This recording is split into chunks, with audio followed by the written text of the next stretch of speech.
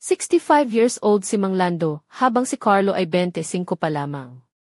Para bang anak niya ang binata, pero isang hapon, may nangyaring kakaiba. Nasa banyo si Mang Lando, nagdidilig, at sinasadyang iniwan ang pinto ng banyo na nakabukas ng bahagya. Palutang-lutang ang singaw, dumadaloy sa pasilyo na tila naglalambing sa mga dingding ng lumang bahay sa Mabolo, Cebu.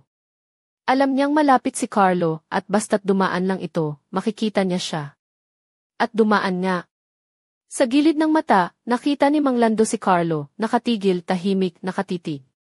Ang mga matang kayumanggi ni Carlo ay dumaan sa hubog ng katawan ni Mang Lando, bawat kurba, bawat patak ng tubig na dumadaloy sa balat. Hindi nagsalita si Carlo, napahinto lang siya sa paghinga, tila nahuli sa isang ipinagbabawal na tanawin. Tahimik na nagpatuloy si Mang Lando na hinahaplos ang sarili sa ilalim ng tubig, pinipilit na hindi pansinin ang binata, pero sa loob ay naglalagablab ang damdamin. Sa sandaling iyon, naintindihan niya na si Carlo ay hindi na basta-basta lang isang binatang nangungupahan. Isa na siyang lalaking nagising sa isang damdaming matagal ng tinakasan. Mabolo, Cebu City, isang tahimik na barangay na puno ng mga lumang bahay at kalye na may halong moderno. Matagal nang nakatira si Mang Lando dito, halos 3 dekada na. Isang guro sa kolehiyo na kamakailan lang ay nagretiro. Ang araw niya ay umiikot sa pagbabasa, sikahan ng mga kaibigan sa kapehan, at mga lakad sa tabing dagat na walang pagmamadali. Isang araw, habang nagkakape sila ng mga dating kasamahan sa isang maliit na kapehan sa kanto ng Del Rosario Street, narinig ni Mang Lando ang usapan tungkol kay Carlo, isang binatang bagong lipat sa lungsod. May hinahanap daw siyang murang paupahan habang nag-aaral at naghahanap ng trabaho. Nakaakit sa kanya ang kwento. Mabait, mahinhin at may magandang asal, sabi ni Aling Marta, isa sa mga guro. Nakakalungkot lang na parang wala siyang kakilala dito sa Cebu at mahal ang lahat. Napukaw ang puso ni Mang Lando. Marahil dahil alam niya kung paano ang simula ng wala kang kahit ano, o marahil dahil matagal na siyang nag-isa simula nang mawalan siya ng asawa. Humingi siya ng numero. Ibinigay ito ni Marta ng may ngiti, siguradong magugustuhan mo siya. Si Carlo ang pangalan niya, nilapitan ni Mang Lando si Carlo sa araw ding iyon. Sa kapehan sila nagkita, at nang makita niya ang binata, naintindihan niya agad kung bakit maganda ang mga naririnig. Matangkad, moreno, may malinis na titig na puno ng pag-asa sa buhay. Simple lang ang suot, puting t-shirt, maong na medyo kupas, at sinelas na may tatak ng local brand. Ngunit may hawak siyang kakaibang postura, isang halo ng respeto at kabaitan. Kayo po ba si Ginoong Lando? Tanong ni Carlo na may bahagyang tinig na hindi agad matukoy ang accent. Carlo. Umupo ka nga. Nagtagal sila sa usapan. Kwento ni Carlo, galing siya sa maliit na bayan sa Bohol, lumipat sa Cebu para mag-aral ng graphic design habang naghahanap ng trabaho. May kaunting ipon pero hindi sapat. Ang kwento niya ay puno ng katapatan at hinanakit. At naging malinaw kay Mang Lando na siya ay nangangailangan, hindi lang ng tahanan, kundi ng pag-asa. May bakante akong kwarto, sabi ni Mang Lando ng biglang desisyon. Malapit ito sa jeepney stop, tahimik ang lugar. Hindi ko naman talaga ito inuupahan, pero para sa'yo, pwede. Nagliyab ang mga mata ni Carlo. Talaga po? Baka mahal. Sige lang, 1,000 lang ang upa kada buwan. Hindi ako naghahanap ng tubo sa'yo. Naiyak na halos si Carlo sa pasasalamat. Salamat po, sobra po ang tulong ninyo. Kinabukasan, lumipat si Carlo. Kaunti lang ang dala, isang malaking bag, isang backpack, at isang sketchbook na puno ng mga guhit. Mula sa umpisa, palaging magalang at maalalahanin si Carlo. Lagi siyang handang tumulong sa mga gawain ng bahay, pero may isang bagay na napansin ni Mang Lando, palihim na tumitingin si Carlo sa dibdib niya. Mabilis lang, mahiyain pero sapat para mapansin. Hindi ito nakakaistorbo, bagkus, nakakagulat siya dahil matagal na siyang hindi ginawang tampulan ng ganitong tingin.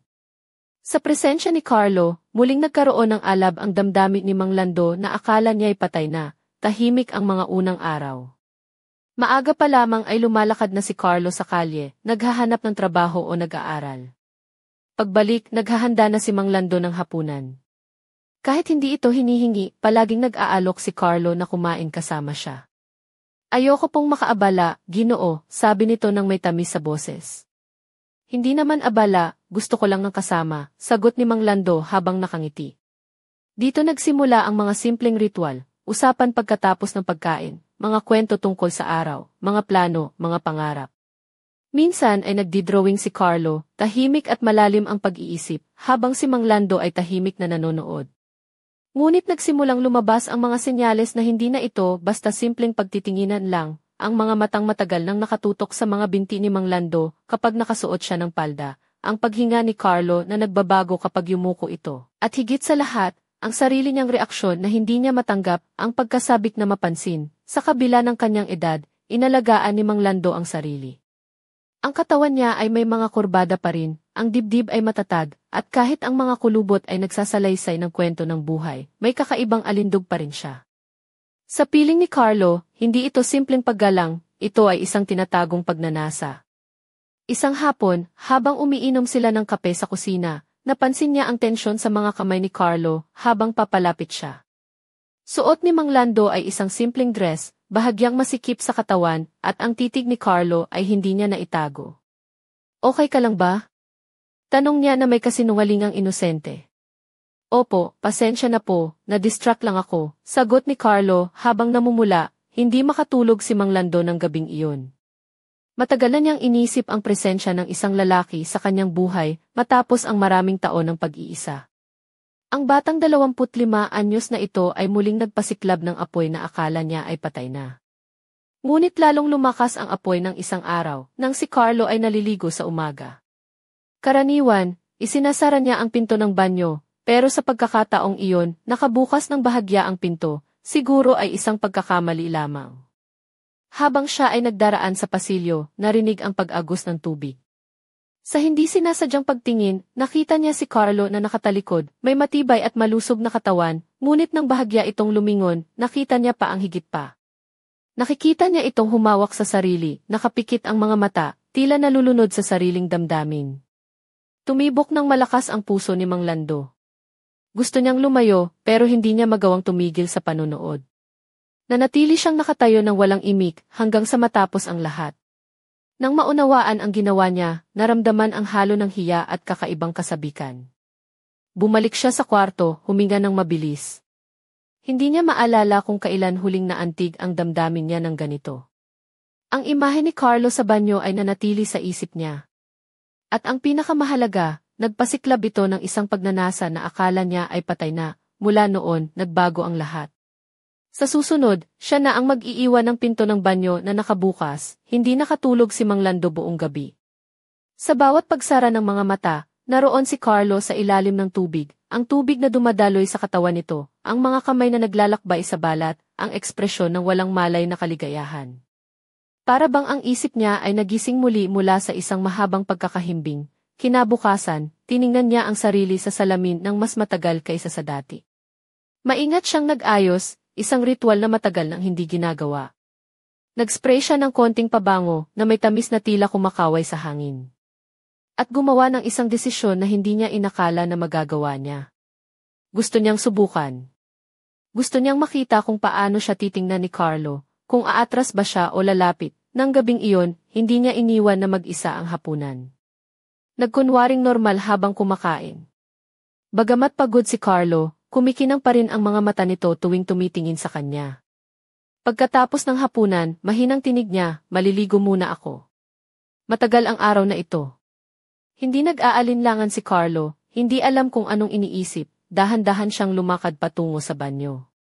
Pinasara niya ang pinto ng bahagya, iniwang nakabukas ng kaunti lang. Dahan-dahan niyang tinanggal ang damit, bawat galaw ay sinasadya, bawat sensasyon ay tinatamasa.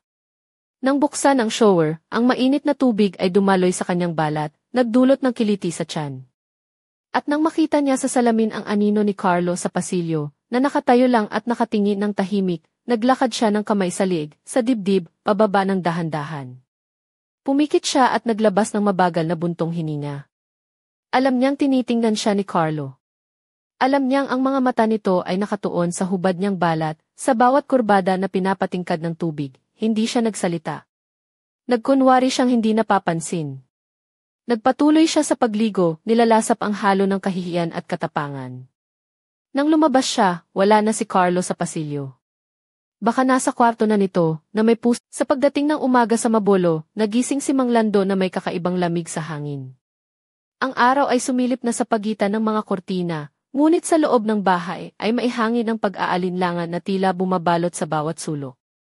Hindi niya maalis sa isip ang larawan na nakita niya sa cellphone ni Carlo, ang mga lihim na mensahe mula kay Laura, ang babaeng tila bahagi ng nakaraan ng binata na gusto niyang kalimutan. Naglakad siya papunta sa kusina. Suot ang kanyang malambot na bathrobe na may mga borda sa gilid, puti ang kulay, may bahagyang kinang sa mga hibla, na parang sumasalamin sa kanyang edad at kagandahan na bagamat dumaan sa panahon, hindi pa rin napapawi.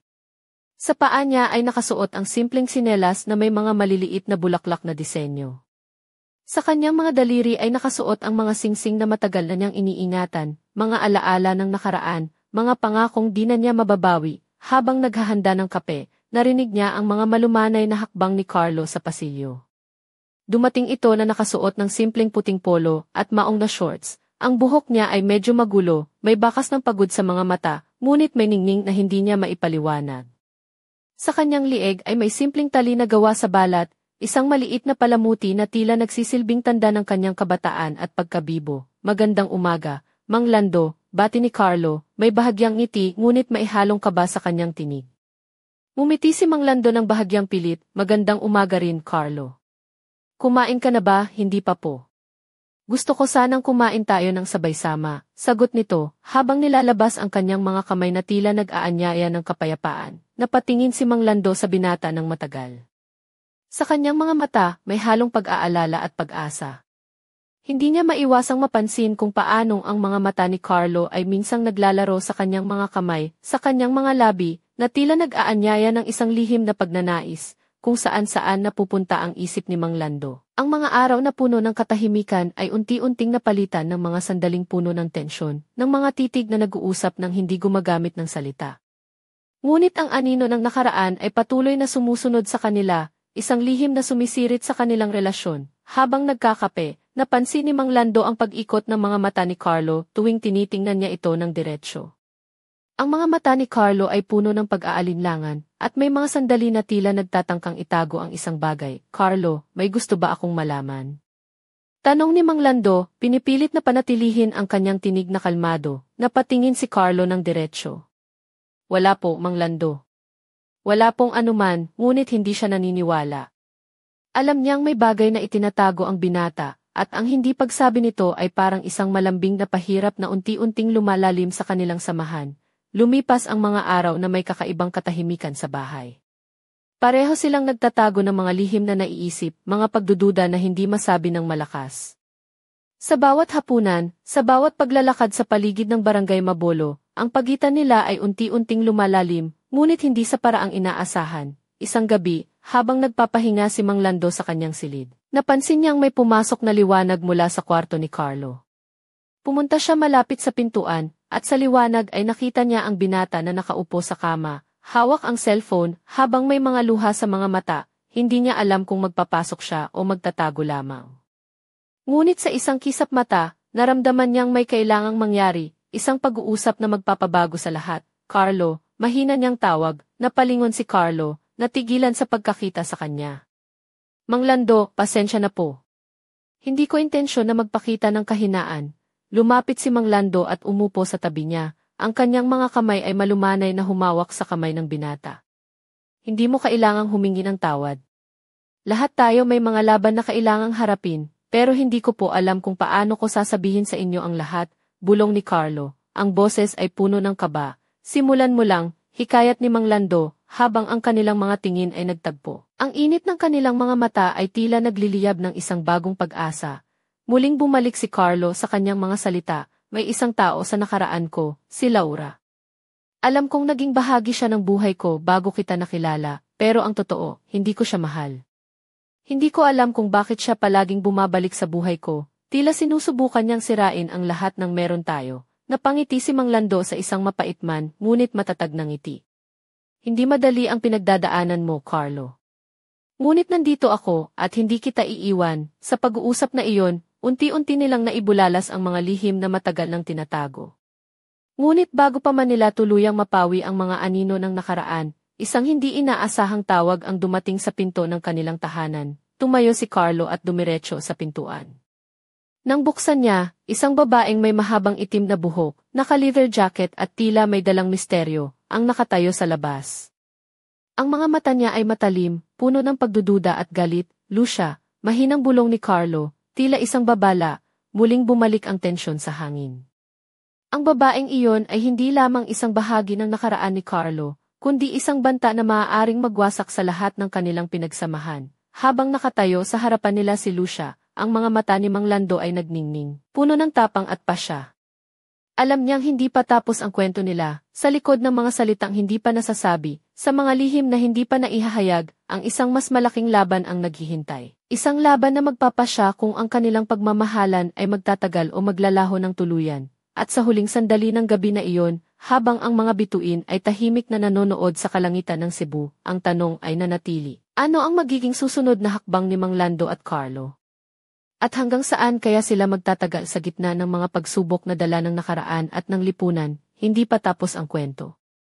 Ang susunod na kabanata ay isang lihim na naghihintay na mabuksan, isang misteryo na kailangang tuklasin.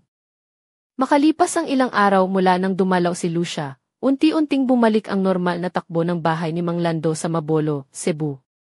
Ngunit sa kabila ng tila katahimikan, naramdaman ng matandang guro na may humahagulgol sa ilalim ng kanyang dibdib, isang pag-aalala na parang nakatago sa bawat sulok ng kanilang tahanan. Hindi siya makatulog ng maayos, at ang bawat tunog mula sa kwarto ni Carlo ay parang kumukurot sa kanyang puso. Isang hapon, habang nagpapahinga siya sa lumang silya sa harap ng bintana, nakasuot ng simpleng barong Tagalog na medyo maluwag sa katawan, ang kanyang mga kamay ay may mga singsing na kumikislap sa banayad na sikat ng araw. Nakatsinelas siya, at ang kanyang mga kuko ay pininturahan ng malambot na kulay rosas, na para bang paalala sa kanyang sarili na siya ay buhay pa at may karapatang maramdaman ang kagandahan. Sa liig niya ay nakasabit ang isang simpleng kwintas na ginto, isang alaala ng yumaong asawa, na nagbibigay sa kanya ng lakas sa gitna ng unos. Biglang bumukas ang pinto ng bahay, at pumasok si Carlo na may dalang mga papel at laptop. Nakapulo siya na may malambot na asul na kulay, ang maong ay bahagyang nakalubog sa kanyang tsinelas, at ang buhok niya ay medyo magulo, ngunit may kislap ng kabataan at determinasyon sa mga mata. Mang Lando, may magandang balita po ako. Bati ni Carlo, may ngiting pilit ngunit tunay, tama ba ang narinig ko? Ano naman iyon, Carlo? Tanong ni Mang Lando, habang pinipisil ang mga kamay ng binata. Nakakuha na po ako ng part-time na trabaho sa isang graphic design firm dito sa Cebu. Sagot ni Carlo, ang mga mata ay kumikislap sa tuwa at pag-asa. Napangiti si Mang Lando ng buong puso. Ang galing naman. Alam kong kaya mo yan, Carlo. Matagal na kitang sinusuportahan, pero ngayon, para sa'yo na ang lahat. Habang nag-uusap, napansin ni Mang Lando ang kakaibang paggalaw ni Carlo. Ang mga mata niya ay madalas tumingin sa pintuan, tila may inaasahan. Sa hindi inaasahang pagkakataon, muling bumukas ang pinto at pumasok si Lucia. Dala ang isang maliit na sobre na tila may laman ng lihim. Lucia, ano ang ginagawa mo rito? Tanong ni Mang Lando nang may bahagyang galit at pagtataka. Hindi siya pinansin ni Lucia at nilapag ang sobre sa mesa. Ito ang mga ebidensya na magpapatunay kung sino talaga si Carlo. Sambit ni Lucia na may matapang na tingin. Kumuha si Carlo ng sobre, binuksan ito, at inilabas ang ilang mga litrato at mga dokumento. Mga larawan kung saan siya ay kasama si Lucia sa mga lugar na hindi niya gustong ipaalam kay Mang Lando. May mga liham din na tila mga sulat na puno ng mga pangako at saloobin. Nang makita ito ni Mang Lando, tumigil siya sa paghinga sandali. Hindi niya inasahan na ang mga anino ng nakaraan ni Carlo ay gaganti sa kanila ng ganito. Carlo, ito ba ang totoo? Tanong ni Mang Lando, ang boses ay nanginginig sa halo ng sakit at pagkadismaya. Tumango si Carlo, ang mga mata ay puno ng luha. Mang Lando, hindi ko maitatanggi na may mga bagay akong ginawa noon na hindi ko ikinakatuwa. Pero mahal kita at gusto kong baguhin ang lahat para sa atin. Tumayo si Mang Lando at dahan-dahang nilapitan si Carlo. Hindi madali ang pagpapatawad, Carlo. Pero ang mahalaga, sinisimulan mo na ang pagbabago. Hindi tayo magtatagal sa mga nakaraan, kundi sa kung ano ang kaya nating gawin para sa hinaharap. Ngunit bago pa man mapawi ang tensyon, napansin nilang may kumatok sa pinto ng bahay ng matining. Nang buksan ni Carlo, isang lalaking nakasuot ng itim na jacket at nakasunglases ang tumambad sa kanila. Ang kanyang mukha ay seryoso, at dala niya ang isang sobre na tila may dalang bagong bagyong paparating. Siya po si Mang Roberto, isang abogado mula sa Maynila, paliwanag ni Carlo. Sabi niya, may bagong kaso siya na may kinalaman sa akin, nagulat si Mang Lando. Ano naman ang kaso na iyon? Lumapit si Mang Roberto at nagbigay ng isang manipis na folder.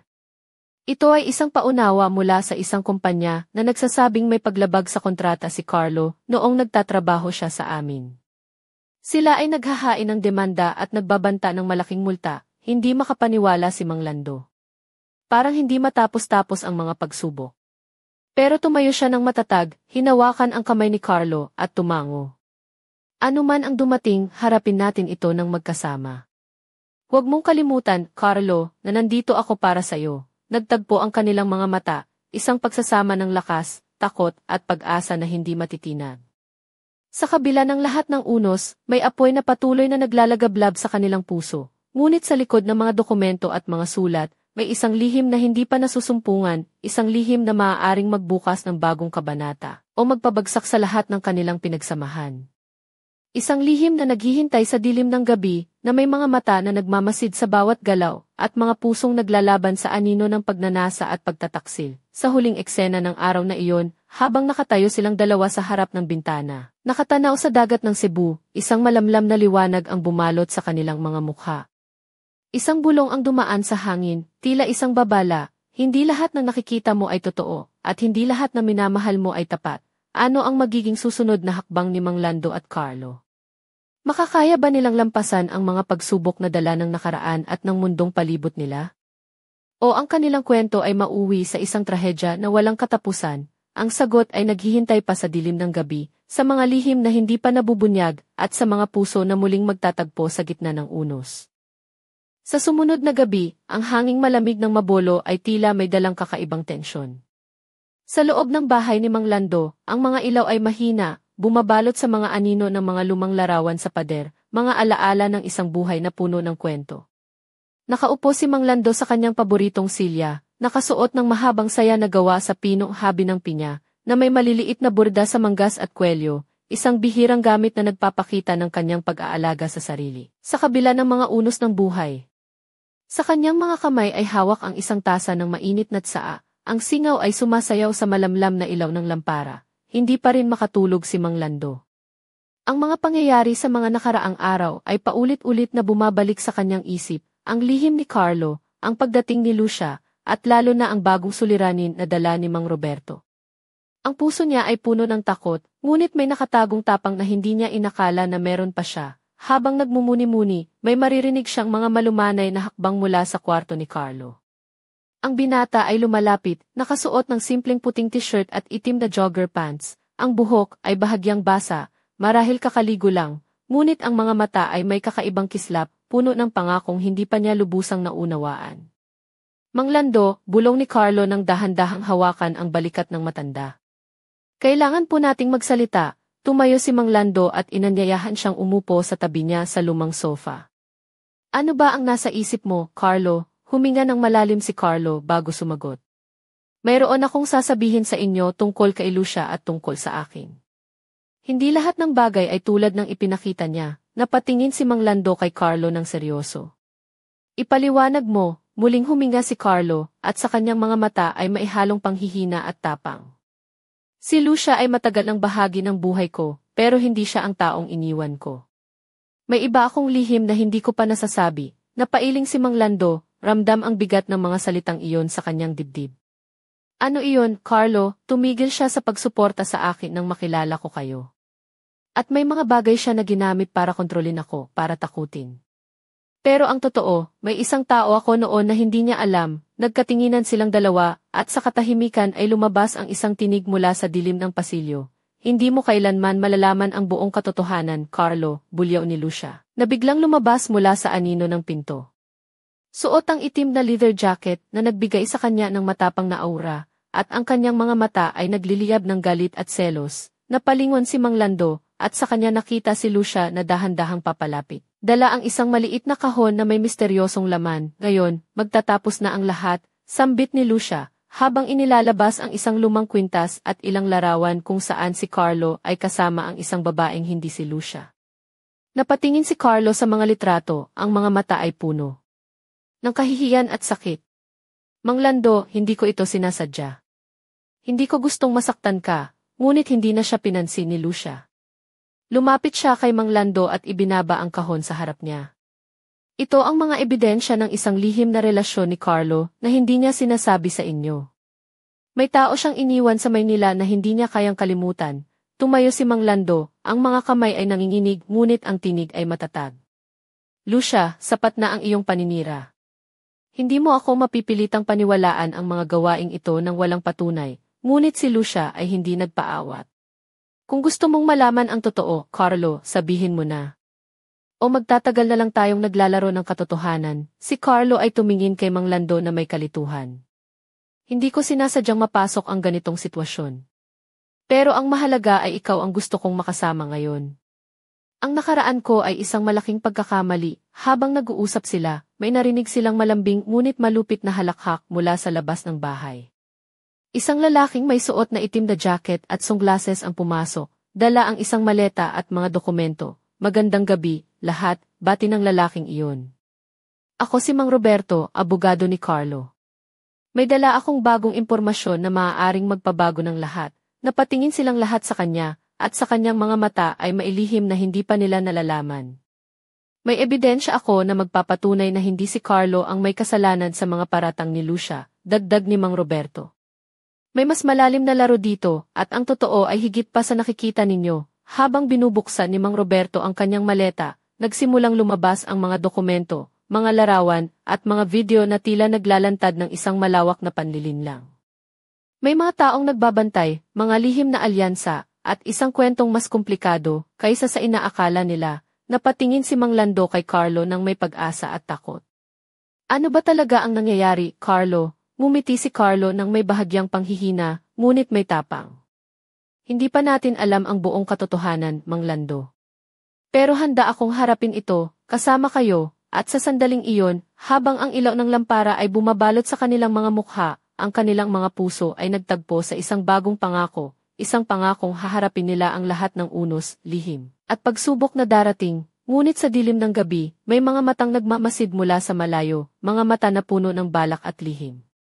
Ang tunay na laban ay hindi pa nagsisimula, at ang susunod na kabanata ay magbubukas ng pinto sa isang mundo ng intriga, pag-ibig, pagtataksil, at pagtubos na magpapabago sa lahat ng kanilang buhay, hanggang saan aabot ang kanilang pagmamahalan. At ano ang itinatagong lihim ni Mang Roberto na maaaring magwasak o magligtas sa kanila? Ang sagot ay naghihintay pa sa dilim ng susunod na gabi. Ang mga unang sinag ng araw ay pumailan lang sa Mabolo, Cebu, ngunit sa loob ng bahay ni Mang Lando ay nanatiling madilim ang hangin, parang may mga lihim na bumabalot na hindi pa handang ilantad.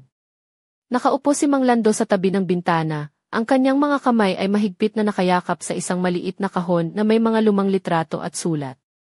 Suot niya ang kanyang paboritong barong na may pinong burda, at ang kanyang mga mata ay maihalong lungkot at tapang, sumasalamin sa mga taon ng karanasan at pag-ibig na kanyang dinadala. Pumasok si Carlo. Suot ang simpleng puting polo at maong na pantalon, ang buhok ay medyo magulo, ngunit may kislap ng determinasyon sa mga mata. Hawak niya ang laptop, tila may dalang bagong pag-asa. Mang Lando, may nakita po akong mga bagong impormasyon tungkol kay Lucia, sabi ni Carlo. Ang tinig ay maihalong kaba at pag-asa. Nilapitan siya ni Mang Lando, at sabay nilang binuksan ang laptop upang tingnan ang mga video at dokumento na ipinadala ni Mang Roberto.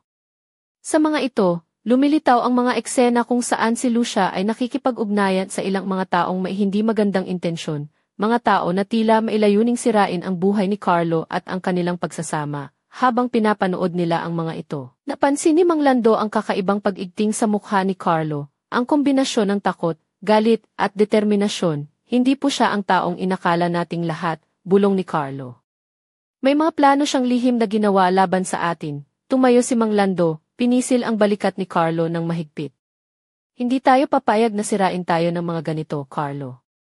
Sama-sama nating haharapin, ngunit bago pa man sila makapagplano, muling kumatok ng matining ang pinto.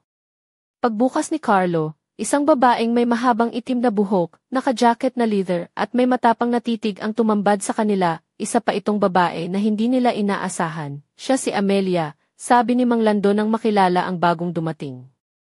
Isang matagal ng kaibigan at kakilala, si Amelia ay isang babaeng nasa kanyang huling 40 mga taon, nakasuot ng eleganteng blouse na may mga mahahabang manggas at isang mahaba at manipis na palda. Ang kanyang mga mata ay matalim ngunit may dalang pag-asa. Siya ay may dalang mga dokumento na tila may malaking bahagi sa kanilang problema.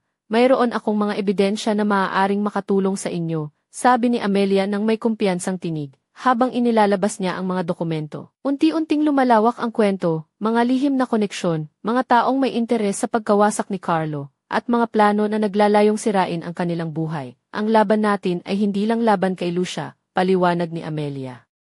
May mas malalalim na dahilan kung bakit siya kumikilos ng ganito. At hindi tayo nag-iisa, nagtagpo ang mga mata ni Mang Lando, Carlo, at Amelia, isang tatlong magkakaibang henerasyon na pinag-iisa ng tadhana at ng laban para sa katotohanan, sa pagtanggap nila sa mga bagong katotohanan. Napagtanto nila na ang kanilang kwento ay hindi lang tungkol sa pag-ibig at pagtataksil, kundi tungkol sa paglaban sa mga aninong sumusubok magwasak sa kanilang buhay, habang ang araw ay unti-unting sumisikat sa labas. Ang kanilang mga puso ay naglalagablab ng bagong pag-asa at lakas, ngunit sa likod ng mga ito, may isang matang nagmamasid mula sa dilim, isang mata na puno ng lihim, ng balak, at ng isang plano na maaaring magpabago sa lahat, at sa dulo ng gabi, isang tanong ang nananatili. Sino ba talaga ang tunay na kaaway? At hanggang kailan aabot ang kanilang pagtitiis? Ang susunod na kabanata ay magbubukas ng pinto sa isang mas madilim na mundo ng intriga, pagmamahal, at pagtataksil na magpapabago sa lahat ng kanilang buhay. Ang kwento ni Mang Lando, Carlo, at ang mga taong nakapaligid sa kanila ay patuloy na sumusulat ng mga pahina ng pag-ibig at laban, mga pahina na hindi pa natatapos, at mga lihim na naghihintay na mabunyag.